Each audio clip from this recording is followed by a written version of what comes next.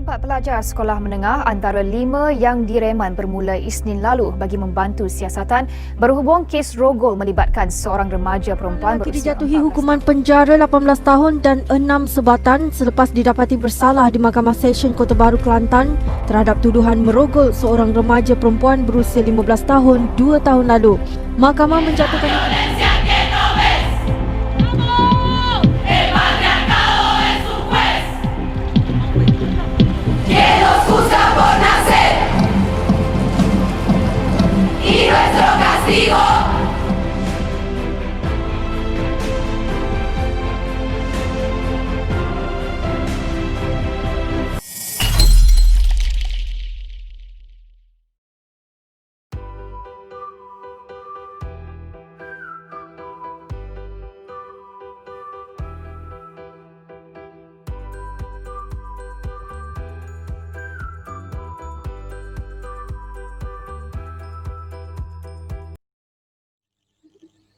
Selamat sejahtera semua.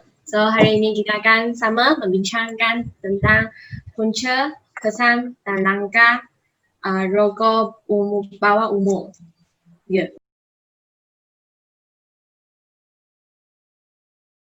Saya ada satu yang punca tentang remaja berusia 13 tahun hingga 15 tahun. Ini yang news tulis punya lah, yang banyak case rokok tentang 13 hingga 15 tahun paling ramai.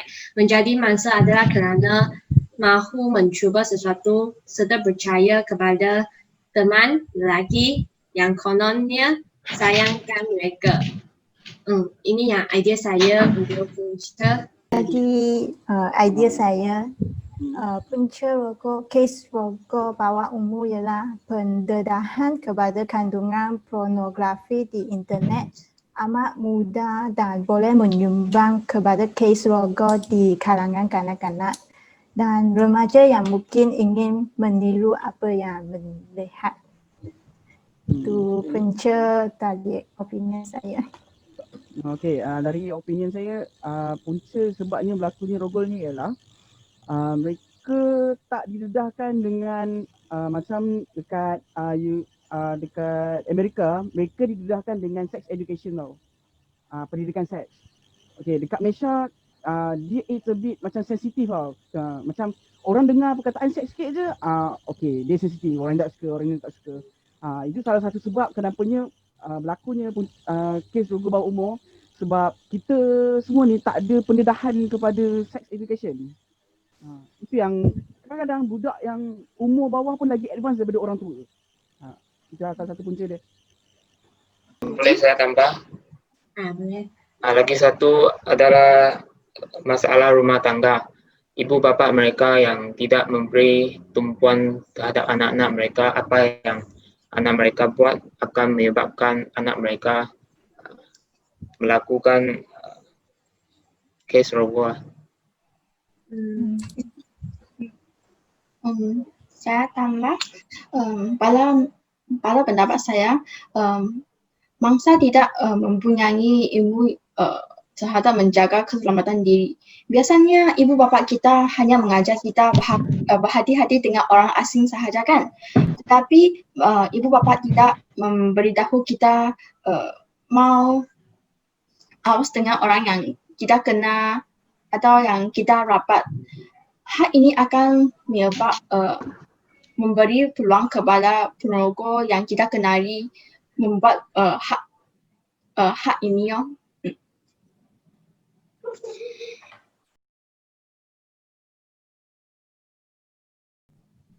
Boleh saya tambah? Okey, kesan seterusnya adalah mangsa merasa malu kerana masyarakat menyalahkan mangsa walaupun mangsa tidak melakukan apa-apa yang salah. Mereka mungkin merasa bersalah walaupun mangsa tahu ia bukan kesalahan mereka. Mereka masih boleh berasa bersalah, mereka percaya bahawa mereka membenarkan.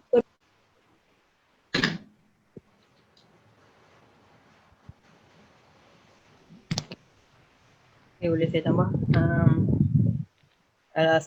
kesan dia bukan sekat untuk mangsa je.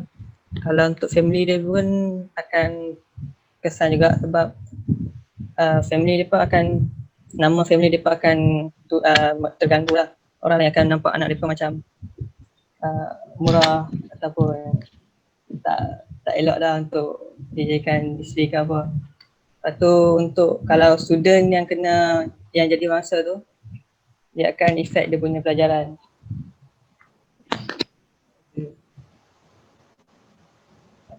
Okay, saya nak tambah.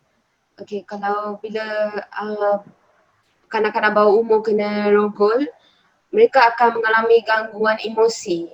Mereka akan mula takut dengan situasi sekeliling mereka. Dengan siapa-siapa pun yang akan rasa takut. Lepas tu emosi mereka tidak stabil. Maksudnya mereka takut untuk memberitahu ibu bapa mereka dengan apa yang dah berlaku. So lama-lama mereka akan jadi trauma, takut dan kemurungan, dan boleh juga berlaku kematian. Maksudnya mereka akan meninggal dunia kerana mereka rasa malu dan takut untuk menghadapi dunia luar. Okay.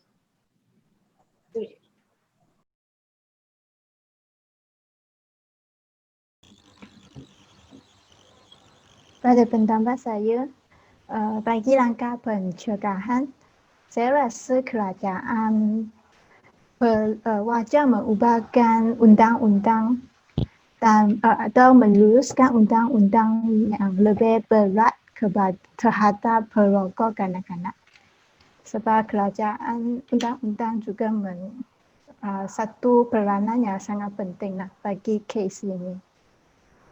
Okay. Pada pendapat saya, langkah bagi untuk mengurangkan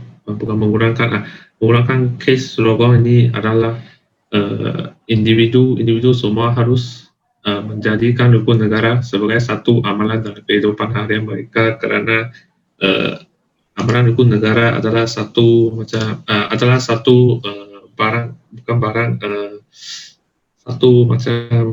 amalan atau adat yang boleh menjadi kami seorang yang lebih baik dan boleh berfikir secara rasional supaya kami boleh menghormati hak wanita dan juga mengawal nafsu kami. Macam ni. Bagi saya kan, kerajaan juga memainkan peranan yang penting dalam masalah ini. Antara satu langkah adalah mengadakan kempen dan ceramah. Kerajaan perlu memaparkan iklan yang berkaitan dengan akibat melakukan jenayah seks bawah umur terhadap bagi lelaki ya. Kalau bagi perempuan pula, ceramah yang perlu difokuskan pada cara melindungi diri mereka. Contohnya menggalakkan mereka berjalan berdua-dua ataupun dalam kumpulan pada waktu malam, dan menggalakkan mereka belajar seni mempertahankan diri.